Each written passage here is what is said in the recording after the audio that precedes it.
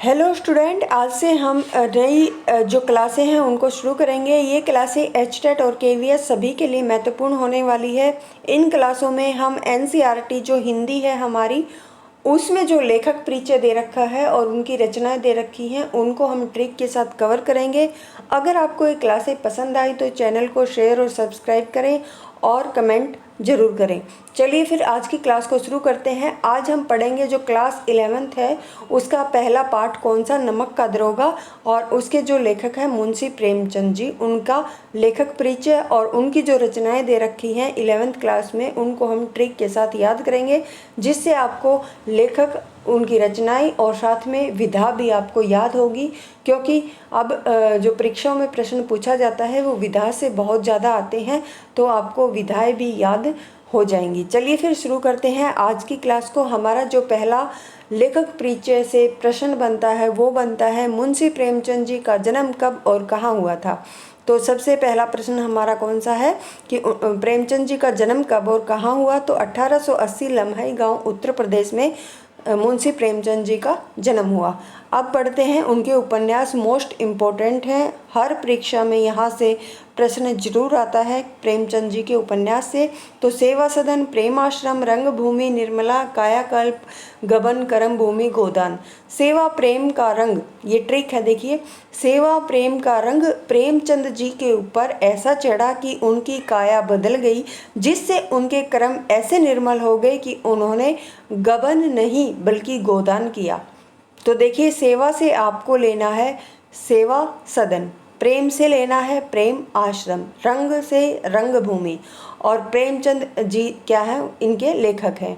और ऊपर most important, ऊपर से आपको उपन्यास लेना है, जिससे इनकी विधा अगर पूछी जाएगी तो आप आसानी से उत्तर निकाल पाएंगे। तो ऊपर से हमें लेना है उपन्यास, और ऐसा चढ़ा कि उनकी काया, काया से लेना है कायाकल्प बदल गई, जिस से उनके कर्म, कर्म यानी कर्म भूमि ऐसे निर्मल, निर्मल से निर्मला हो गए कि उन्होंने गबन नहीं, गबन से हमें यहाँ पर गबन ही लेना है, और गोदान। ये थे उपन्यास। और ट्रिक के साथ 1 से 2 बार आपको ये ट्रिक देखने की क्या है आवश्यकता है, फिर आपको अच्छे से याद हो जाएंगे। सेवा प्रेम का रंग प्रेमचंद जी के ऊपर ऐसा चढ़ा कि उनकी काया बदल गई, जिससे क्या है, उनके कर्म ऐसे निर्मल हो गए कि उन्होंने गबन नहीं बल्कि क्या किया, गोदान किया। आगे उनके कहानी संग्रह, सोचिए वतन, मानसरोवर। मानसरोवर के देखिए 8 खंड हैं। कि पूछा जा सकता है कि मानसरोवर के कितने खंड हैं, तो 8। इसकी विधा क्या है, ये एक कहानी संग्रह है। और गुप्तधन, ये तीनों किसके कहानी संग्रह हैं, मुंशी प्रेमचंद जी की। अब ट्रिक देखते हैं। प्रेमचंद जी ने अपने वतन के लिए गुप्त धन और 8 मानसरोवर पर कहानी लिखी। क्या लिखी, कहानी। कहानी विधा आपको याद आ जाएगी, कहानी संग्रह है। कौन कौन से वतन से आपको लेना है, सोजे वतन, गुप्त धन से गुप्त धन, और 8 मानसरोवर, यानी मानसरोवर के कितने खंड है, 8। और ये सब क्या है, कहानी संग्रह है। आगे है नाटक, प्रेमचंद जी के नाटक देखते हैं। प्रेम की देवी करबला संग्राम। अब ट्रिक देखो, हे प्रेम की देवी करबला, हे प्रेम की देवी करबला, प्रेमचंद जी के लिए संग्राम का नाटक करो। क्या करो, नाटक करो। नाटक से आपको याद आएगा इसकी विधा क्या है, नाटक। कौन कौन सी, प्रेम की देवी करबला, प्रेमचंद जी के लिए क्या करो, संग्राम करो।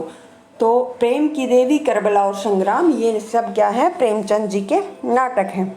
आगे है निबंध संग्रह, कुछ विचार विविध प्रसंग। ट्रिक क्या है, प्रेमचंद जी के कुछ विचार ऐसे थे कि उन्होंने विविध प्रसंग पर निबंध लिखे। क्या थे, प्रेमचंद जी के कुछ विचार ऐसे थे, उन्होंने विविध प्रसंग पर क्या लिखे, निबंध। तो इनकी विधा क्या है, निबंध है। कौन कौन से, कुछ विचार और विविध प्रसंग। आगे है प्रेमचंद जी की मृत्यु कब हुई, तो 1936 में। प्रेमचंद जी की पत्नी का नाम शिवरानी देवी। हिंदी साहित्य के इतिहास में कहानी और उपन्यास की विधा के विकास का काल विभाजन किसको केंद्र में रखकर किया जाता है, मोस्ट इम्पोर्टेंट, मुंशी प्रेमचंद को। कौन कौन से भागों में बांटा जाता है, प्रेमचंद पूर्व युग, प्रेमचंद युग और प्रेमचंद उत्तर युग।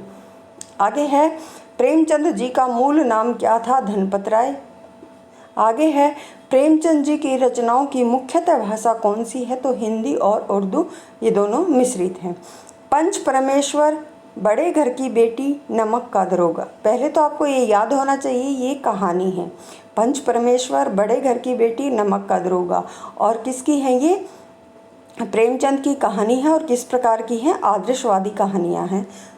आगे है, प्रेमचंद जी की कौन सी रचनाएं कठोर वास्तविकता को प्रस्तुत करने में किसी तरह का समझौता नहीं करती? तो गोदान उपन्यास और पूस की रात, कफन आदि कहानी।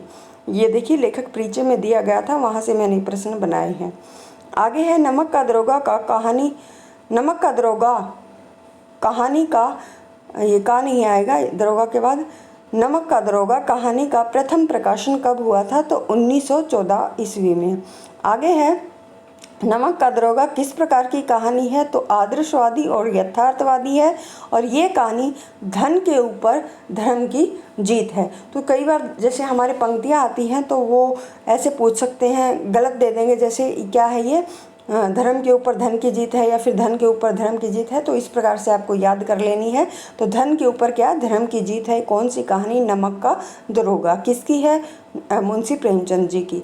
नमक का दरोगा कहानी में धन पर धर्म की जीत होती है। और इसका प्रतिनिधित्व कौन से दो पात्र करते हैं? तो देखिए कौन कौन से? पंडित एलोपी दीन और मुंशीधर, ये मुख्य पात्र हैं इस कहानी के, नमक का दरोगा कहानी के।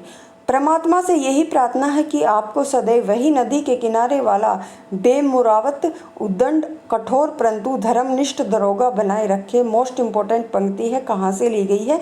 नमक का दरोगा नामक कहानी से ली गई है। और देखिए नीचे है, ये पंक्तियाँ किसकी हैं? तो ये पंडित एलोपी दीन की क्या है? पंक्तियाँ हैं कि परमात्मा से यही प्रार्थना है कि आपको वही नदी के किनारे वाला बेमुराद, उद्दंड, कठोर परंतु धर्मनिष्ठ दरोगा बनाए रखे। किसकी है? एलोपी दीन की पंक्ति है। कहाँ से ली गई है? नमक का दरोगा पाठ से ली गई है। और लेखक कौन है? मुंशी प्रेमचंद। इस प्रकार से आपको 2-3 बार याद कर लेना है।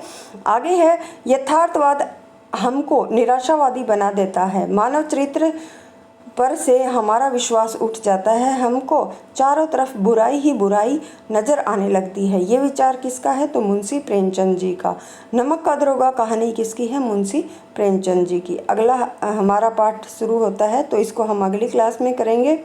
अगर आपको ऐसी क्लासें पसंद आती हैं तो प्लीज़ चैनल को शेयर और सब्सक्राइब आप ज़रूर करें। और जो चैनल पर नए हैं मैं उनको बता दूं, मैंने हिंदी साहित्य को कंप्लीट PYQ के साथ अपने चैनल पर करवा रखा है। अगर अभी तक आपने वो वीडियो नहीं देखी है तो ज़रूर देखें। और अगर आपको उसकी PDF प्राप्त करनी है तो नाम मात्र का शुल्क देकर आप टेलीग्राम पर मैसेज करके उस PDF को प्राप्त कर सकते हैं। तो चलिए फिर आज की क्लास को यहीं पे समाप्त करते हैं। धन्यवाद।